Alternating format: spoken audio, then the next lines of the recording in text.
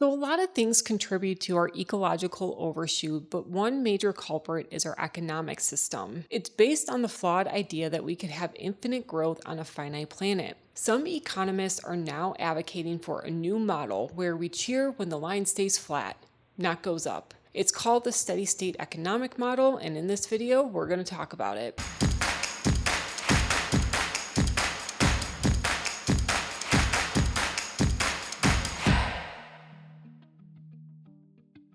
In a nutshell, steady state economics is grounded in physical reality or within the biocapacity of the Earth. It aims to strike a balance between participating in a global economy, acquiring resources within sustainable limits, and focusing on people's well-being over profits and GDP.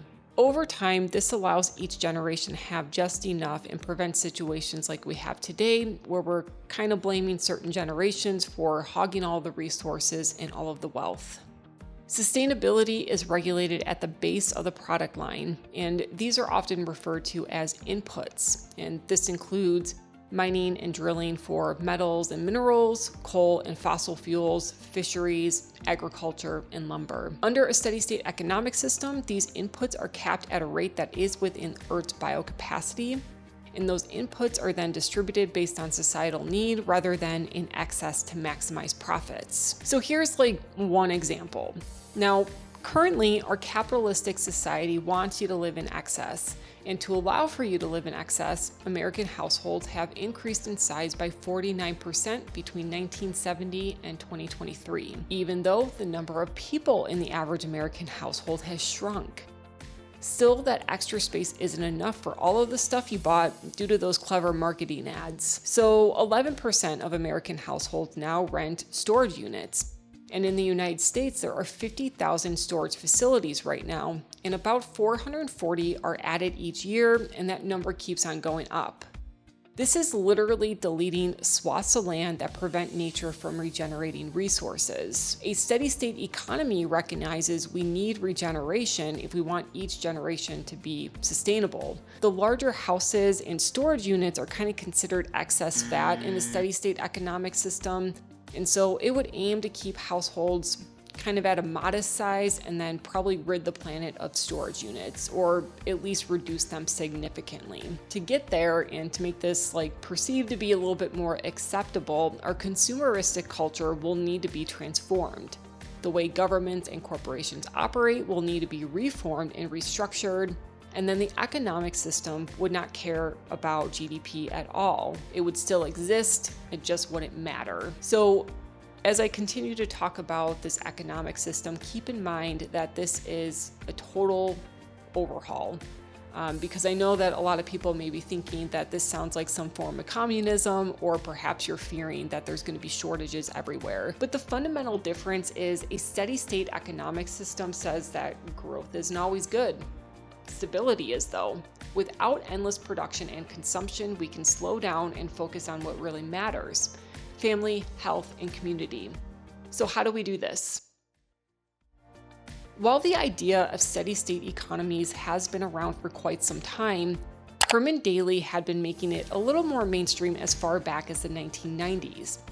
He was a trailblazer in ecological economics, which is the field that actually takes into account ecological concepts and brings it into the world of economics. Steady state is trying to get rid of all of the madness. Herman Daly died in October 2022, but Dan O'Neill has been taking the reins since Herman's passing. He has a YouTube channel, and from what I understand, he's a professor in Leeds, which is in the UK, but I'll leave his channel in the description box below because I found it really helpful to make this video. And according to Dan, there are 7 things we've got to do now to transition into a steady state economic system. The first thing is we need to stop letting companies exploit natural resources with minimal restrictions and also outside of sustainable limits. Now, don't get me wrong, regulations do exist, but at this point there are so many contaminated sites to clean up, and the regulations meant to responsibly exploit natural resources like wild-caught fish are usually not enough to keep populations healthy. As a result, ecosystems stay degraded longer, and communities living near these operations become traumatized. Wild-caught fish is probably the best example. Currently, we are taking so much more than what can be regenerated. so much so that many fish stocks have been in decline or have collapsed. The steady state economic system would aim to calculate what is sustainable to take without irreversibly degrading the fish populations and its ecosystems. The best approach is to create tax reform that is centered around how well the industry met the sustainable quota, and companies are rewarded for not taking too much of an input. Now, no such tax reforms have ever really gained traction, so unfortunately, people believe that something catastrophic will need to happen for the powers that be will wake up and make the necessary changes. I talk about overshoot a lot in my videos. It's something that I really feel like everybody needs to understand, and it needs to be understood that humans are massively in one. In one of my videos, I mentioned that the falling birth rates are not translating to population decline yet, but it will, and that's not a bad thing. That could be the catastrophic event that wakes up our world leaders and forces them to change aspects of our society so it isn't so unsustainable and based on infinite growth. Then once we get there, we can flatten out, because remember, stability is a good thing, and we can transition to a true steady state economic system. The period of decline can be used as a stepping stone to reach a sustainable population and then subsequently sustainable resource use. Now, as I said, the steady state economic system looks at both resource use and then people's well-being as kind of their indicators of performance. One study from 2015 reviewed 181 countries participating in this global industrialized system that we have going on now to see how close they were to getting to achieving steady state. Unfortunately, no country is truly in a steady state, but Denmark, France, Japan, Poland, Romania, and United States are using their resources at a more constant rate from year to year, and this is over a 10-year period. Japan is the only country achieving stability in the 7 biophysical indicator categories of a steady state economic system, while the other countries I just mentioned are achieving 6 out of the 7. Now, this sounds good to some capacity, but I want to be clear. These countries, even though they are maintaining stability, it's not sustainable.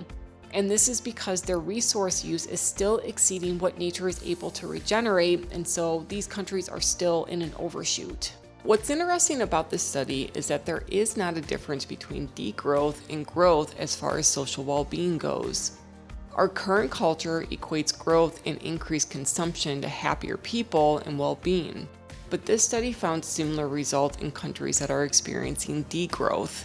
Meaning degrowth is no better than growth for social performance. As I mentioned before, degrowth is often cited as being used as a stepping stone to the steady state, and we do need to degrow to get within sustainable limits. And so that basically means that for those of you that are scared of some kind of uncomfortable degrowth period, it's warranted, but it's also going to be just as uncomfortable with a constant growth period. And we know for sure that constant growth and thus an overshoot is going to lead to complete societal collapse. So with that being said, the second thing we've got to do is get our population down.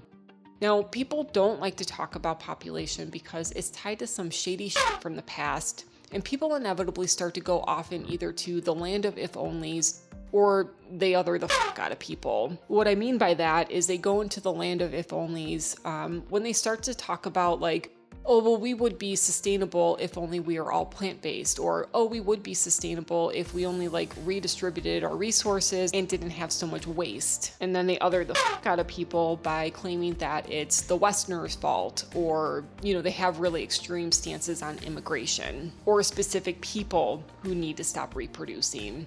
But the truth is, we're all the same species, and if we want smaller footprints, we need to have fewer feet. One study from 2023 looked at countries that have had a declining population for nearly 20 years, so this is a pretty robust set of data.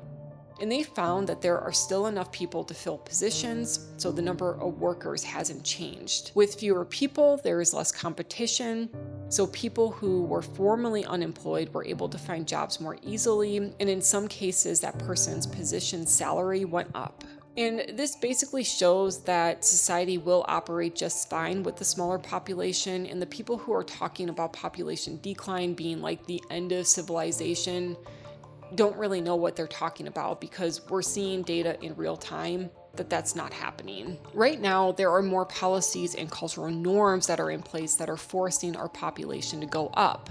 And I feel like people usually look at me like I'm crazy when I say that, but if you give it some thought, like there are plenty of people who give into peer pressure and have a kid because of that. Governments either give you money for having a kid or they limit access to birth control and abortions. In a steady state economic system, throwing money at people to have kids would stop, and money would be given in other ways to encourage broader ways to support families and individuals. So as we approach World Overshoot Day and International Child Free Day, here's my yearly PSA. If you are not really interested in having kids, Don't have them because your partner wanted them. Don't have them because you think they'll fix your relationship. Don't have them because you think you're owed unconditional love. Have them because the idea of raising a human and taking on the parental responsibilities are actually appealing to you. I'll leave the link to the Regretful Parents subreddit in case you're sitting there like, oh, but for me it'll be different. The people on that subreddit do talk about why they had kids despite the desire not really being in their hearts, and they are miserable. It's the one thing that you can't really change in any meaningful way without being truly selfish, a douchebag, and traumatizing another life. So again, really, really, really give it a thought. The next thing we've got to do is limit inequalities. Have you ever known someone who is living paycheck to paycheck but is a bootlicker for a billionaire? It turns out that infinite growth lets people believe they'll eventually get their share. And this is why some people will side with greedy billionaires, because they believe they can be a billionaire too. And the reality is a lot of the things that would limit inequalities would inherently be built into the steady state economic system. So for example, you would start to see inequalities be limited with the smaller population, with the tax reforms, and the changes in cultural norms. However, things can get kind of tricky here too, because not everybody wants the same thing. For example, some people are really entrenched in Western cultural norms, meaning they like to consume in excess or they like the hustle culture. And so adapting to an economic system that advocates for a lifestyle with less consumption may be kind of awful for some folks, but it's likely that would be temporary. Outside of changing personal consumption habits, one of the ways inequalities can be limited is by putting a cap on the minimum and maximum incomes. It's no secret that the ultra-wealthy consume at unsustainable rates, and progressive taxes, which we've done already, haven't really solved that. Now, that is because taxes only reduce someone's take-home after the damage has already been done. That is to say that by the time the ultra-wealthy pay their taxes, the environmental damage through their excessive spending, which usually comes in the form of consumption, has already happened. Also, with progressive taxation, the wealthy will still be able to wield their political power. We saw this happen in the United States. We had progressive taxes that took place in the early 1960s. The United States used to tax the ultra-wealthy at 91% above a certain amount of money, and that was in 1963.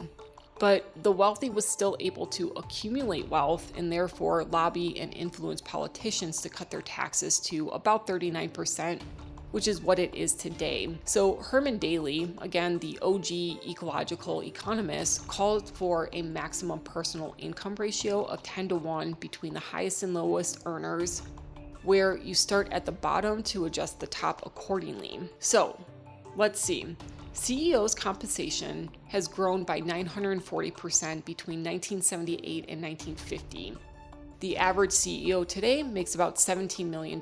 So, under Herman Daly's proposal, companies better be prepared to pay their lowest earners $1.7 million a year if the CEOs want to keep their $17 million salaries. So you can see where this cap on maximum income incentivizes a trickle-down effect more so than progressive taxation.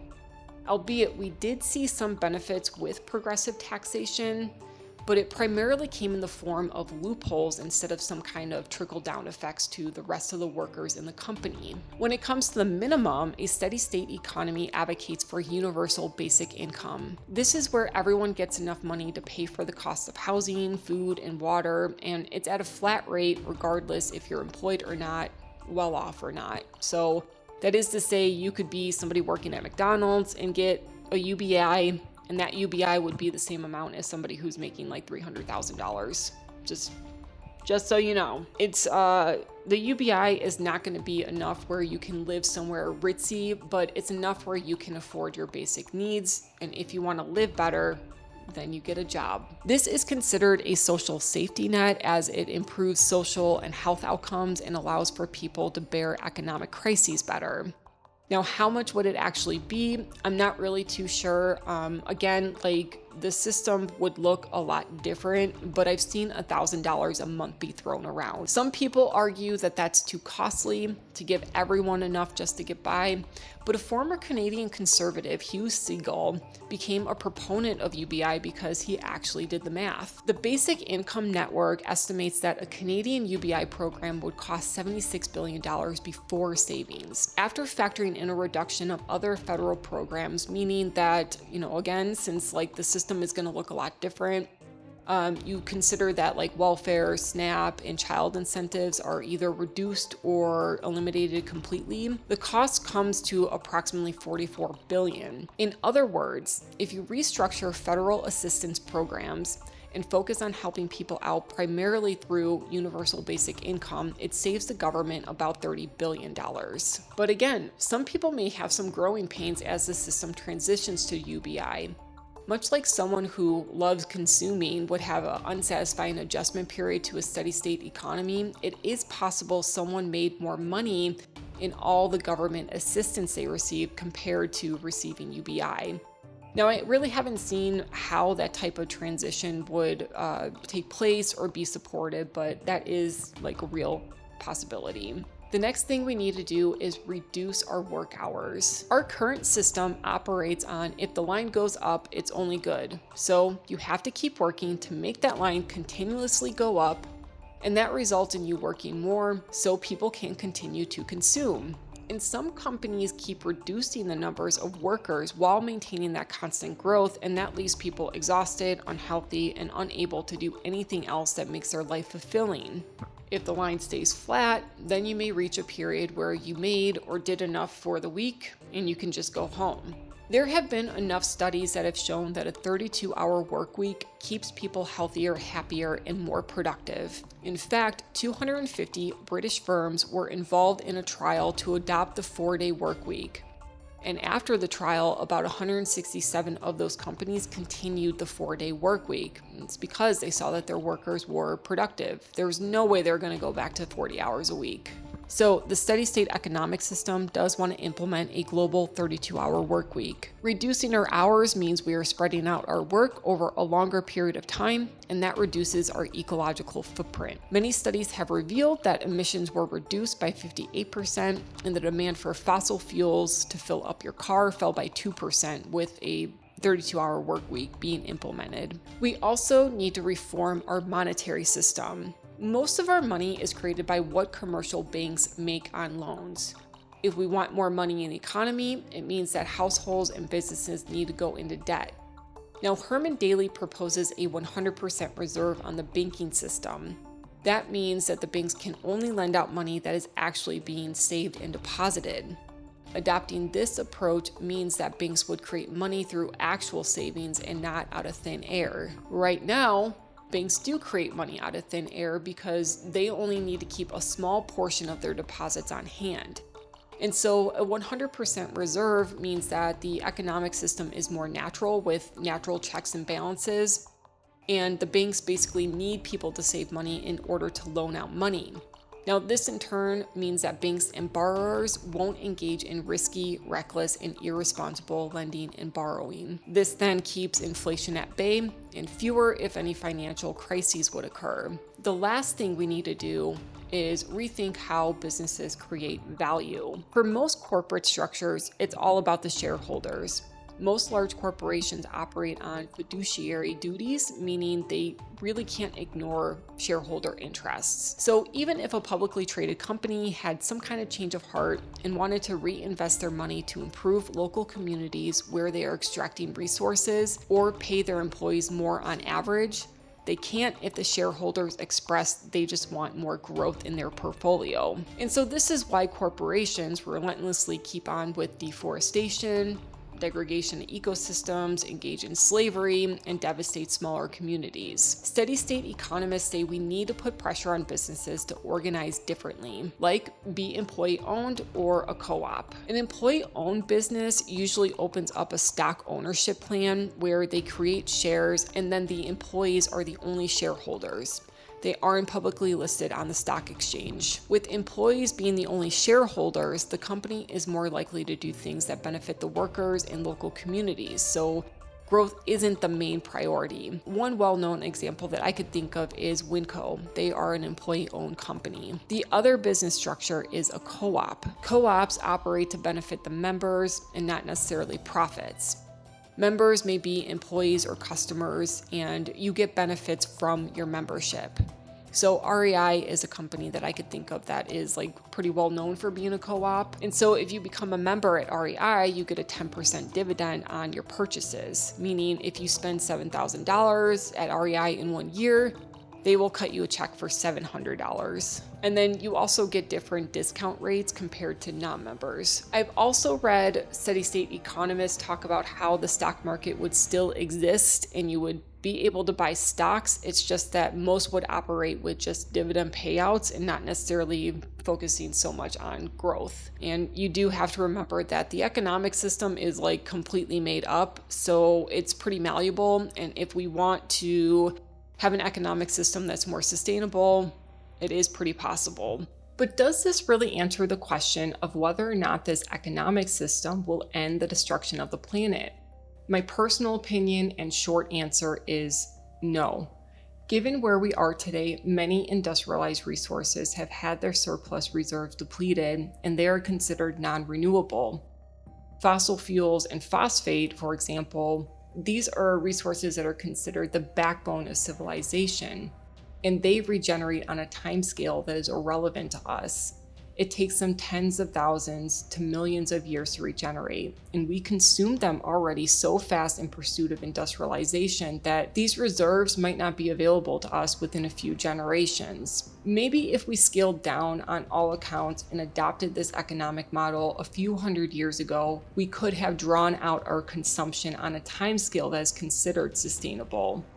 But we didn't, and we have racked up a large bill of ecological debt. Now all signs are pointing towards the dreaded period of degrowth. Not because we chose it, but because our global industrial civilization is kind of inherently unsustainable.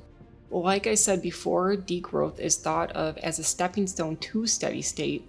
So I do think we are heading in a direction where more than just our economic system is going to be transformed. Civilization will be also. And at that point, maybe we as a species will have gained some wisdom and view the destruction of our current times to be just as taboo as other destructive things we have done in the past. But who knows? Let me know your thoughts in the comments down below. That's going to do it for today, folks. Like and subscribe if you want to hear more from me, and we'll see you in the next one. Bye.